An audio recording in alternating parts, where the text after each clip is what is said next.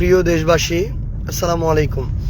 আপনারা দেখেছেন যে গতকালকে আমাদের নির্বাচন শেষ হয়েছে এবং একটা দিন যেতে না যেতেই গতকালকে নির্বাচনের প্রাথমিক যে ফলাফল, সেই ফলাফল যখন দেয়া শুরু হয়েছে তখন থেকে শুরু করে এখন পর্যন্ত অনবরত আমাদের নেতাকর্মীদেরকে হুমকি দেওয়া হচ্ছে, তাদের উপরে হামলা করা হচ্ছে, তাদের বাড়িঘর দোকানপাটে হামলা করা হচ্ছে। এমন অনেকে আছেন যারা তাদের ভয়ে এখন বাড়িতে থাকতে পারছেন না এবং আমাদের অনেক নেতাকর্মীরা এখন আমাদেরকে বারবার ফোন দিচ্ছেন যে রাতের অন্ধকারে যেন তাদেরকে কেউ শনাক্ত যখন করতে পারবে না তখন তারা তাদের জায়গা থেকে হামলাগুলো বেশি করে চালাচ্ছেন। একটু আগে আমার ইউনিয়নের আরেক প্রান্তে 2 নম্বর ওয়ার্ড গুঞ্জরমারি বাজার সংলগ্ন, সেখানে আমার ওয়ার্ড সেক্রেটারির বাড়ি, সেই জায়গায় ওয়ার্ড সেক্রেটারির বাড়ি ঘরে বিএনপির ছেলেপেলে গিয়ে সন্ত্রাসী কায়দায় মিছিল নিয়ে গিয়ে সেখানে হামলা চালিয়েছে, তাদের উপর আক্রমণ করেছে। আমরা এখানে আমাদের ক্ষমতার জন্য রাজনীতি করতে আসি নাই। আমাদের নেতাকর্মীদের গায়ে স্পর্শ করার আগে সেটা আমাদের শরীরের উপর দিয়ে যাইতে হবে। তাই এখন রাত প্রায় 11টা বাজতে চলেছে। আমি আমার ওই নেতাকর্মীর বাসার দিকে যাচ্ছি। আমরা দেখতে চাই যে বিএনপির নেতাকর্মীরা তারা কত বড় সন্ত্রাসী হইতে পারে, কত হামলা করতে পারে, রক্ত ঝরাইতে পারে, জীবন নিতে পারে। আমরা আমাদের জায়গা থেকে এটা দেখতে চাই। আমি নিজে এখন সেখানে যাচ্ছি, আমরা কয়েকজন মিলে যাচ্ছি, দেখি তারা আমাদেরকে হামলা করুক, আমাদেরকে মারুক, তারপরে আমাদের নেতাকর্মীদেরকে স্পর্শ করতে হবে। তারা মনে করেছে তাদের জায়গা থেকে যে তারা বিজয়ী হয়েছে, এখন তারা আরেকটা স্বৈরাচার কায়েম করবে, নব্য স্বৈরাচার হবে। কিন্তু আমরা আমাদের জায়গা থেকে স্পষ্ট করে একটা কথা বলতে চাই যে এই বাংলাদেশে এটা আমরা আর হইতে দিব না, এই হওয়ার সুযোগ দেয়া হবে না। প্রয়োজন হলে আমরা কালকে থেকে আবার রাজপথে নামবো। প্রয়োজন হলে আমাদের যে লড়াইটা ছিল অভ্যুত্থানের পরে, এই 1.5 বছরের লড়াই, যে বাংলাদেশে একটা গণতান্ত্রিক রাজনৈতিক পরিবেশ তৈরি করার লড়াই, এই লড়াইটা আমাদেরকে কালকে থেকে শুরু করতে হবে। আমরা আমাদের সকল নেতাকর্মীদেরকে আমি আমার জায়গা থেকে স্পষ্ট করে বলতে চাই, 11 দলীয় জোটেরও আপনারা যারা রয়েছেন আপনাদেরকে স্পষ্ট করে বলতে চাই, আমরা আমাদের জায়গা থেকে শুধু আমাদের দলীয় রাজনীতিটা করি, আমরা মানুষের রাজনীতি করি। এটা যদি কারো সহ্য না হয়, কেউ যদি শুধুমাত্র আমরা একটা দল করি দেখে, একটা জোটে অংশগ্রহণ করেছি, ভোটে অংশগ্রহণ করেছি দেখে কেউ যদি মনে করে যে আমাদেরকে মারা, রক্তাক্ত করা, হামলা করা বৈধ হয়ে গিয়েছে, তাহলে তাদের বিরুদ্ধে আমাদের নামতে হবে। এরা আবার আরেকটা নব্য স্বৈরাচার কায়েম করতে চায়।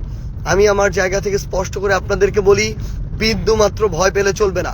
তারা তাদের জায়গা থেকে অন্যায় করছে, অপরাধ করছে, জুলুম করছে, ভয়টা তারা পাবে, কিন্তু আমাদের ভয় পেলে চলবে না। আমরা যেন মাথা উঁচু করে সম্মানের সাথে যে রাজনীতি করে আসছি, আমরা আমাদের জায়গা থেকে সেই রাজনীতিটা করে যাব। আমি আমার জায়গা থেকে এইটুকু আপনাদেরকে কথা দিচ্ছি যে আমার পঞ্চগড় 1 আসনের যে কোনো জায়গায় যে কোনো নেতাকর্মীকে যদি আঘাত করা হয় আমাকে জানাবেন, আমি ছুটে যাব সেখানে। আমরা ওই রাজনীতি করতে আসি নাই যে ঘরে বসে থেকে রাজনীতি করব। সৃষ্টিকর্তা মহান আল্লাহ আমাদের সুযোগ দিয়েছেন এই বয়সে আপনাদের প্রতিনিধিত্ব করার। আপনারা 1,68,000 মানুষ সেই আস্থাটুকু রেখেছেন। আমরা রক্ত দিব, জীবন দিব, কিন্তু আপনার যে আস্থার যে আমানত, সেই আমানত আমরা রক্ষা করব ইনশাআল্লাহ। আমি আমার জায়গা থেকে এখন গুঞ্জরমারি বাজারের দিকে আসছি। সেখানে নাকি 2-3 জন নব্য স্বৈরাচার তৈরি হয়েছে, যারা মনে করছে যে তারা জিতেছে দেখে সেখানে তারা আরেকটা ত্রাসের রাজত্ব কায়েম করবে, দাসের রাজত্ব কায়েম করবে। তাদের কথা মতো মানুষকে উঠতে হবে, চলতে হবে, বসতে হবে।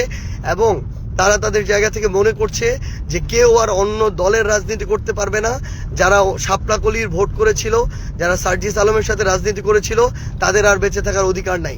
যারা এটা মনে করে তাদের বিরুদ্ধে আমাদের আরেকটা লড়াইয়ে নামতে হবে। এই লড়াইটা হচ্ছে আগামীতে নব্য কোনো স্বৈরাচার তৈরি না হতে দেওয়ার যে লড়াই, সেই লড়াই। আমি আপনাদেরকে আহ্বান করব, পুরো পঞ্চগড় 1 আসন সহ পুরো বাংলাদেশে আপনারা যারা আজকে আপনাদের উপর হামলা হচ্ছে, জুলুম হচ্ছে, নির্যাতন হচ্ছে, আপনারা রাজপথে নেমে আসুন। মনে রাখবেন, আমরা যদি একবার ছাড় দেই, তারা মাথায় উঠে যাবে, তারা গলা চেপে ধরবে, তারা আপনার ঘর পর্যন্ত চলে আসবে, পরিবারের মানুষ পর্যন্ত চলে আসবে। তারা আপনার জান নিতেও বিন্দুমাত্র দ্বিধা করবে না। তারা বিগত 1.5 বছরে নিজেদের ভাইদের, রাজনৈতিক দলের সহকর্মীদের পর্যন্ত 150 থেকে 200 জনের জান নিয়েছে। আমার আপনার জান তাদের কাছে বিন্দুমাত্র মূল্য থাকে না। সেই জায়গায় আপনারা প্রতিবাদ জানান, ঘরে বসে থাকবেন না, বিন্দুমাত্র আপনাদের জায়গা থেকে ভয় পাবেন না। মনে রাখবেন, অপরাধ তারা করছে, তারা জুলুমকারী, তারা ভয় পাবে। আমরা তো কোনো অপরাধ করি না, আমরা আমাদের রাজনৈতিক দল করি, আমরা আমাদের জায়গা থেকে আমরা আমাদের নির্বাচনটা করেছি। তারা ভোটে ইঞ্জিনিয়ারিং করেছে, ভোট চুরি করেছে প্রশাসনের সহযোগিতায়। এই ভয় তো তাদের থাকবে, তাদের কলিজাটা ছোট থাকবে। আমরা মানুষের ভালোবাসায় বিনা টাকায় এই নির্বাচন করে এত ভোট অর্জন করেছি। তারা তো কোটি কোটি টাকা করে লুটপাট করেছে এতদিন ধরে, সেই টাকা খরচ করেছে। এখন আবার তারা আমরা যদি ছেড়ে দেই, তারা একটা লুটপাটের ভয়ের রাজত্ব কায়েম করবে, যেটা আমরা করতে দিব না। আমরা একসাথে মিলে সবাইকে নামতে হবে। যদি না নামেন, কয়েকদিন পরে আবার কথা বলতে পারবেন না মুখ ফুটে। আপনার যে স্বাধীনতা, ওই স্বাধীনতাটুকু আপনারা আর ব্যবহার করতে পারবেন না। কয়েকদিন পরে দেখবেন আবার আগের মতো আরেকটা ত্রাসের রাজত্ব কায়েম হয়েছে।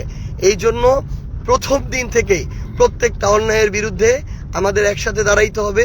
মনে রাখবেন, আমাদের এই রাজনীতিতে, এই পঞ্চগড় নয়, পুরো বাংলাদেশে আমাদের নেতাকর্মীদেরকে আমরা ছেড়ে যাব না ইনশাআল্লাহ।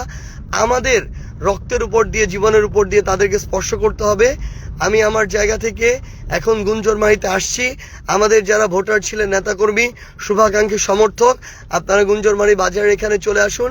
ইনশাআল্লাহ আমরা একসাথে মিলে সকল ধরনের নব্য স্বৈরাচার যারা আছেন, যারা নতুন করে মানুষের উপরে জুলুম করতে চায়, তাদেরকে আমরা রাজনৈতিকভাবে মোকাবেলা করবো ইনশাআল্লাহ। আর প্রশাসনকে স্পষ্ট করে একটা কথা বলি, প্রশাসন যদি ক্ষমতার দালালি করার জন্য প্রশাসন হন, যদি বসে বসে নাটক দেখার জন্য প্রশাসন হন, যদি তোষামত করে বড় পদ পদবি পাওয়ার জন্য, ওই লবিং করার জন্য আপনারা সকল অন্যায় মুখ বুজে সহ্য করেন, তাহলে আপনাদের মতো মেরুদণ্ডহীন, ব্যক্তিত্বহীন মানুষদের এই প্রশাসন ছেড়ে দেওয়া উচিত। আমি আপনাদেরকে আহ্বান করব, আপনারা আপনাদের ওই শপথের মূল্য দিন। আপনারা এই দেশের সাথে আপনাদের যে কমিটমেন্ট, সেই কমিটমেন্টের মূল্য দিন। দয়া করে আপনার পেশার যে পেশাদারিত্ব, যে ইমানি দায়িত্ব, সেটার আপনারা মূল্য দিন। আপনারা পুরো দেশে যেই জুলুমগুলো হচ্ছে, সেই জুলুম বন্ধে আপনাদের যে অ্যাকশন, সেই অ্যাকশনগুলো নিন। এবং তারেক রহমানকে আমার জায়গা থেকে আমি স্পষ্ট করে একটা কথা বলতে চাই, যে আপনি দেশে এসেছেন, আপনি আপনার জায়গা থেকে এই নেতাকর্মীদেরকে, যারা আজকে থেকে 1.5 বছর আগেই জুলুমের শিকার ছিল, যারা নির্যাতিত ছিল, অনেকে নিপীড়িত ছিল, তারা যে আজকে নতুন করে জালেম হয়ে উঠছে, তাদেরকে যদি আপনি আটকাইতে না পারেন, নিয়ন্ত্রণ না করতে পারেন, তাহলে আওয়ামী লীগের চেয়েও খারাপ পরিস্থিতি হবে আপনাদের। এই জন্য আহ্বান করব যে কঠোর নির্দেশনা দেন। পুরা স্থানীয় পর্যায়ে আপনাদের নেতারা যে ভয়ের রাজ্য কায়েম করছে, আপনাদের নেতাকর্মীরা যে একটা বুনো উল্লাস করছে, মানুষের বাড়িতে হামলা করে, মানুষের উপরে হামলা করে, রক্ত ঝরিয়ে, এই বুনো উল্লাস আপনার থামাইতে হবে। আজকে আমার যুবশক্তির একজন কমিটির সদস্যকে তারা 15-20 জন মিলে পিটিয়ে মেরেছে।